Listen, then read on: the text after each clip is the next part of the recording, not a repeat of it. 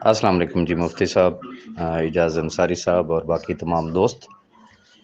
میں ایک ہی میسج میں سب کو جواب دینا چاہوں گا کہ دیکھیں، چونکہ ملک میں قانون نہیں تھا اور آج بھی نہیں ہے، یہ ایک نقطہ تو اپنے پلے باندھ لیں۔ اب کرائٹیریا کیا ہے؟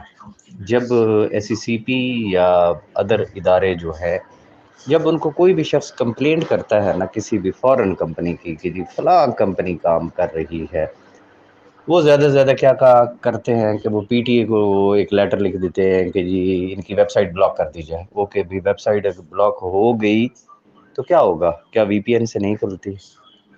One thing. Number two, net worker, میں نے اپنی پہلی ویڈیو میں ایک بات کہی تھی کہ نہ کرتے ہوئے اپروکسیمیٹلی یار کم سے کم بھی اگر تعداد لگائی جائے نا، منیمم سے منیمم بھی تعداد لگائی جائے تو پاکستان میں کم از کم 50 60 70 لاکھ نیٹ ورکر موجود ہیں۔ اور ان نیٹ ورکرز کی بھی قسمیں ہیں، کیٹیگریز ہیں۔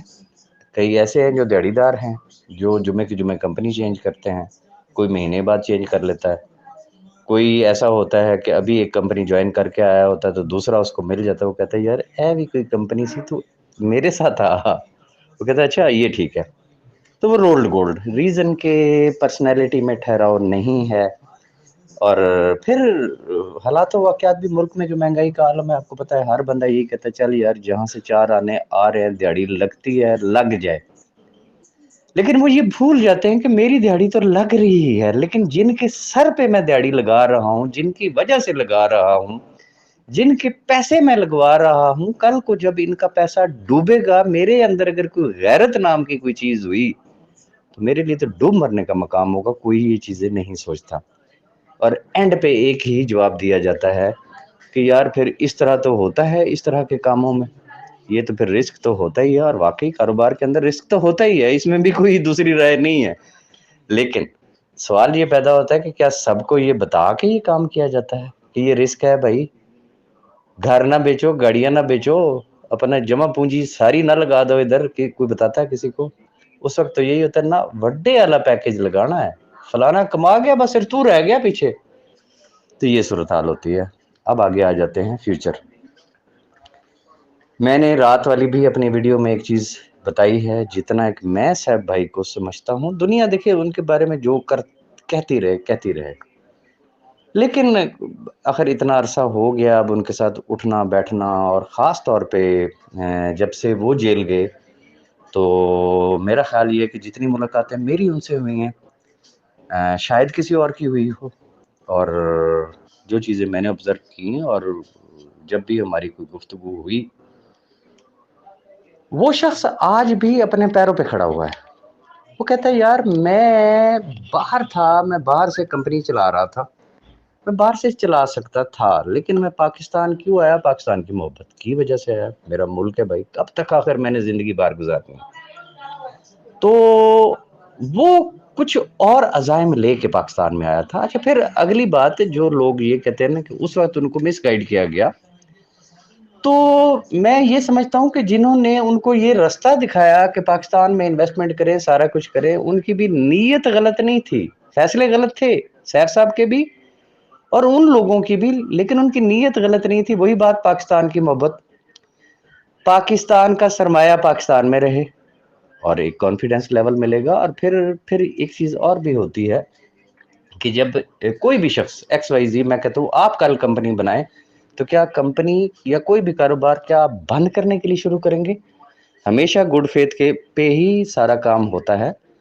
تو گڈ فیتھ پہ تھا کہ اوکے کل کو یہ کمپنی اسٹیبلش ہوگی، جب اس کے فزیکل پروجیکٹ ہوں گے تو یہ ایک یونیک چیز آ جائے گی پاکستان میں، اور شاید یہ بنیاد بن جائے گی ملک میں قانون بنوانے کے لیے۔ لیکن پھر مصروفیت اتنی ہوئی کہ پھر یاد ہی نہیں رہا کہ قانون بھی بنوانا ہے، اور پھر اللہ معافی دے جب برا وقت آتا ہے تو پھر غلطی در غلطیاں ہوتی ہیں، دس از دا فیکٹ۔ لیکن اب جس چکی سے پس کے سیف الرحمان خان نیازی نے باہر آنا ہے، پہلی بات تو یہ یاد رکھیے گا کہ وہ ملک چھوڑ کے نہیں جائے گا، ہی ول اسٹے ان پاکستان، وہ پاکستان کے اندر رہے گا۔ باہر نکل کے جہاں اس نے اپنے بینک اکاؤنٹس اوپن کروانے ہیں اور साथ साथ जो उसकी फर्स्ट प्रायोरिटी होगी वो ये होगी कि कोई ऐसा वे अडॉप्ट किया जाए कि मुल्क में कानून बन जाए।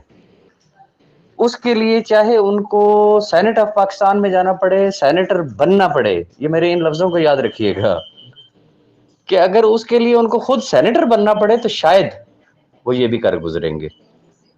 पाकिस्तान से मोहब्बत उनकी ख़त्म नहीं हो सकती। सेकंड, फिर वक्त के साथ साथ इंसान के अंदर चेंजेस आती हैं। मैंने रात की वीडियो में भी बताया कि उनका एक ड्रीम है, अब ये उनका एक न्यू ड्रीम है। वो कहते जी मियाँ वाली मेरा एक पसमानदा शहर है, मेरा शहर है, मैं इंशाल्लाह वहाँ पे एक मेडिकल कॉलेज भी बनाऊँगा, मैं वहाँ पे एक और बेहतरीन सी कोई यूनिवर्सिटी, कोई तालीमी इदारा भी बनाऊँगा। तो ये क्या शो करता है कि उसकी नीयत ठीक है, वो कुछ करना चाह रहा है इस मुल्क के लिए, शर्त ये है कि उसको कोई करने दे। अब इजाज़ अंसारी साहब वाला सवाल, मेरी वही वाली वीडियो उठा के देख ले, रोजाना कितनी समझ लें कि मनी लॉन्ड्रिंग हो रही है। ये जो फॉरेन कंपनीज हैं ये कितने डॉलर्स रोज के मुल्क से बाहर जा रहे हैं, किसी ने सोचा है?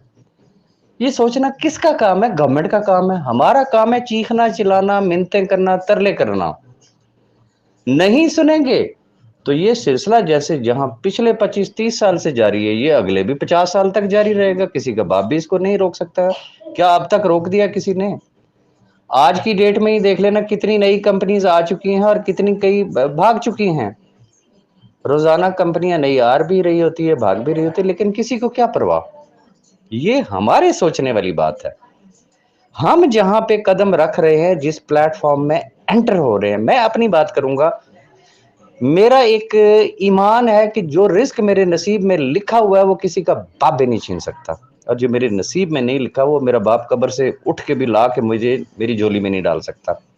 मेरे रब ने देना।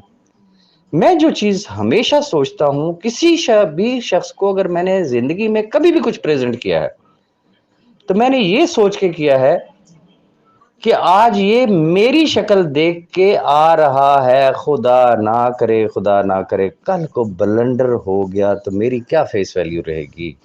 क्या मैं इसको शक्ल दिखाने के भी काबिल रहूंगा? अगर आप भी ये काम सोच लें। वक्ती मजबूरियां, ये वक्त का हिस्सा है, ये ज़िंदगी का अप्स एंड डाउन है, मजबूरियां होती हैं, गुर्बत होती है, और सबसे बड़ी जो चीज़ है वो जहालत है।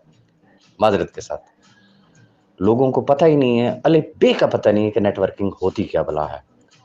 अगर कोई शख्स नेटवर्किंग को वाकई समझ के काम करे ना, और फिर सबसे जो इम्पोर्टेंट चीज़ होती है वो ये होती है कि आप ज्वाइन किसको कर रहे हैं। आप जिस बस में बैठ रहे हैं, जिस ट्रेन में बैठ रहे हैं, उसका ड्राइवर कौन है भाई? जिस जहाज में आप बैठ रहे हैं उसका कैप्टन कौन है? उसकी एक्सपर्टी क्या है? उसका एक्सपीरियंस क्या है? उसका तजर्बा क्या है? उसका नॉलेज क्या है? तो जिंदगी का तजर्बा तो ये कहता है कि अगर किसी वेल एक्सपीरियंस शख्स के साथ जुड़ गए तो फिर वो रेलवे वाले इंजन वाली मिसाल है कि आपने सिर्फ उसके साथ टो चैन होना है। जहां जहां वो इंजन पहुंचेगा आपका डब्बा साथ साथ आगे मंजिल पे पहुंचेगा। तो ये सूरत हाल है। दुआ की जा सकती है, इंशाअल्लाह साहब भाई बाहर निकलेंगे तो definitely he will try his best कि पाकिस्तान में कानून बनना चाहिए है। कानून नहीं बना तो फिर जिसे कहते हैं ना, अल्लाह दी मर्जी, फिर बंदे तो किया गया। तो फिर जिन्होंने करनी होगी वो डेफिनेटली फिर वो फॉरेन कंपनीज करेंगे। लोकल कंपनी को कोई भी शख्स हाथ लगाना भी पसंद नहीं करेगा। रीजन कि तजर्बात सामने आ गए ना, प्रैक्टिकल सामने आ गए। जिसने लोकल कंपनी बनाई वो उसकी जितनी मर्जी नीयत ठीक हो, लेकिन उसका हशर क्या हुआ, फिर रिजल्ट क्या हुआ, उसका अपना हशर क्या हुआ और उसके साथ इन्वेस्टमेंट करने वालों का हशर क्या हुआ। इससे भी अगर कोई शख्स अगर सबक ना सीखे, फिर भी अगर वो आग में छलांग लगाना चाहता है तो कोई शख्स किसी को नहीं रोक सकता। ये हर शख्स का जाती फैसला होता है। मैसेज काफी लंबा हो गया, लेकिन मैंने सोचा कि मैं तफसीली जवाब आप तमाम अहबाब को बेशक वक्त दे दूं, और अपनी दुआ में जरूर याद रखिएगा। Thank you very much.